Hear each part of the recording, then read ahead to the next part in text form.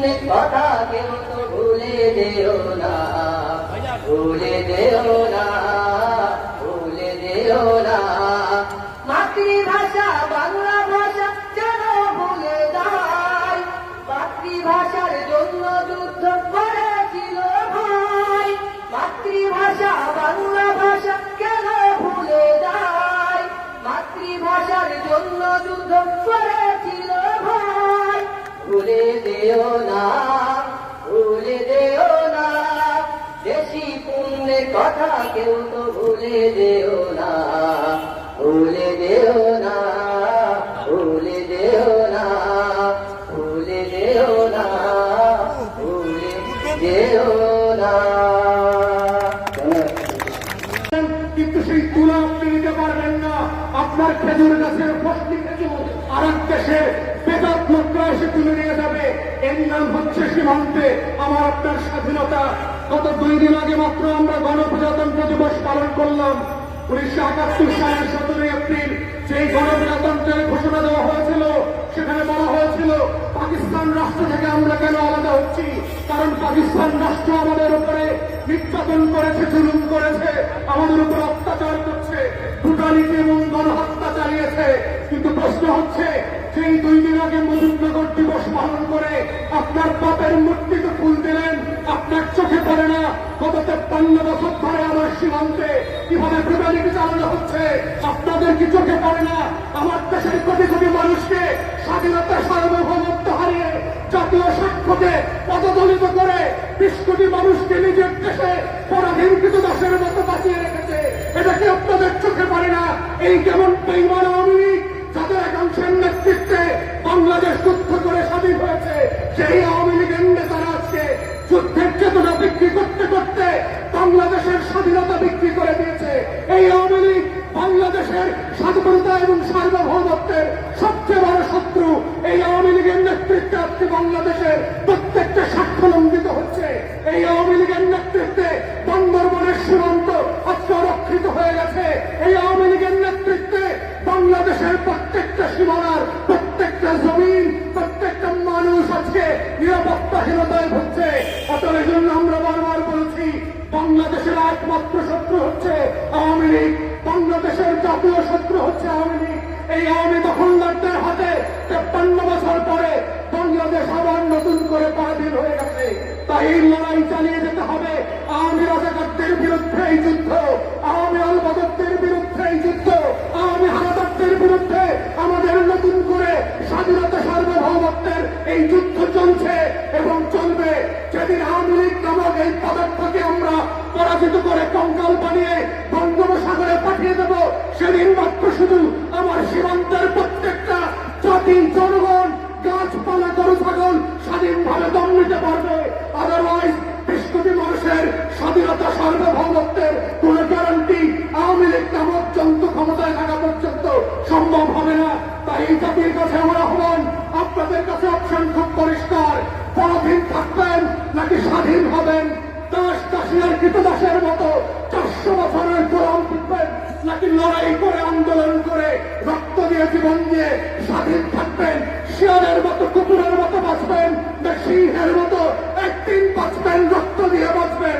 এটাই বাংলাদেশের লড়াই, আগামী দিনের লড়াই, স্বাধীনতার লড়াই।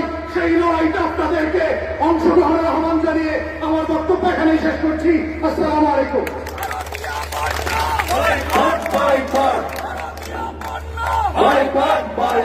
ধন্যবাদ অত্যন্ত তাৎপর্যপূর্ণ বক্তব্য রাখার জন্য বাংলাদেশ গণঅধিকার পরিষদের পক্ষ থেকে এবং আজকের কর্মসূচির পক্ষ থেকে ধন্যবাদ জানাই। সংগ্রামী উপস্থিতি এই পর্যায়ে বক্তব্য নিয়ে আসছেন গণঅধিকার পরিষদের সংগ্রামী সদস্য সচিব জনাব ফারুক হাসান। বক্তব্য নিয়ে আসছেন জনাব ফারুক হাসান।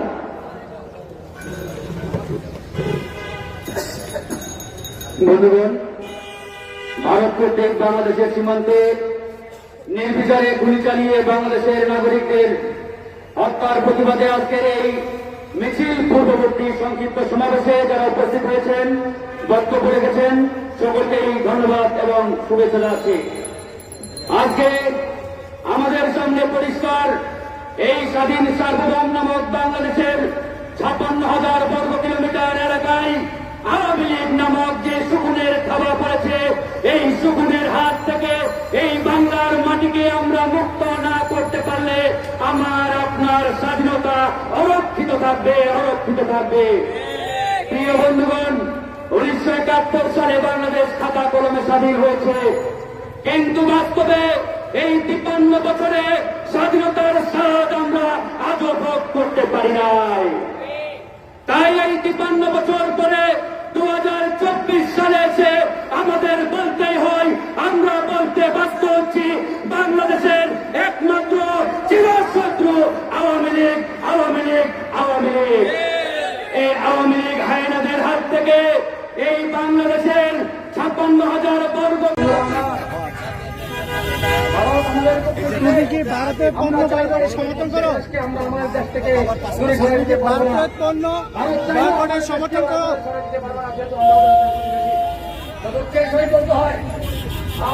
আপনারা দেখতে পাচ্ছেন দর্শক, ছোট ছোট অবুধ বাচ্চারাও এই ভারত পণ্য বয়কট করছে।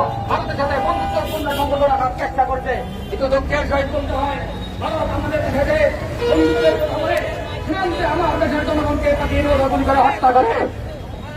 শুধু তাই নয়, ভারত আমাদের দেশের নির্বাচনে হস্তক্ষেপ করে, যে হস্তক্ষেপের পরে 2014 সালের নির্বাচনে, 2018 সালের নির্বাচনে, 2024 সালের নির্বাচনে সে আমাদের জনগণ তাদের ভোটাধিকার থেকে বঞ্চিত হয়েছে।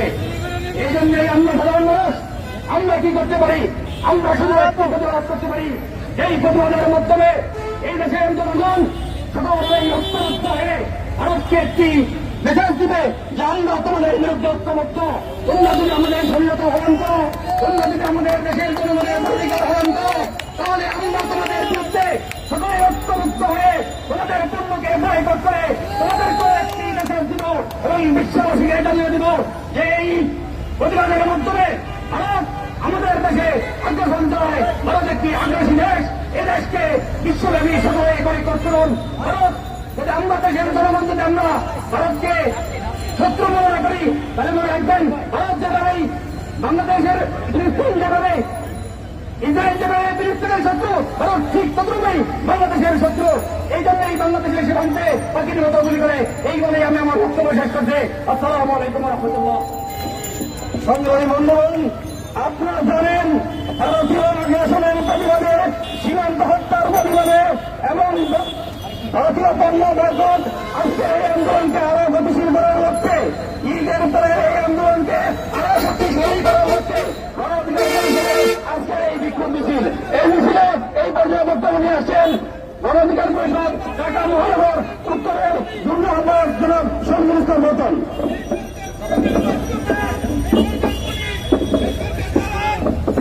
ভাই তাড়াতাড়ি শেষ করে।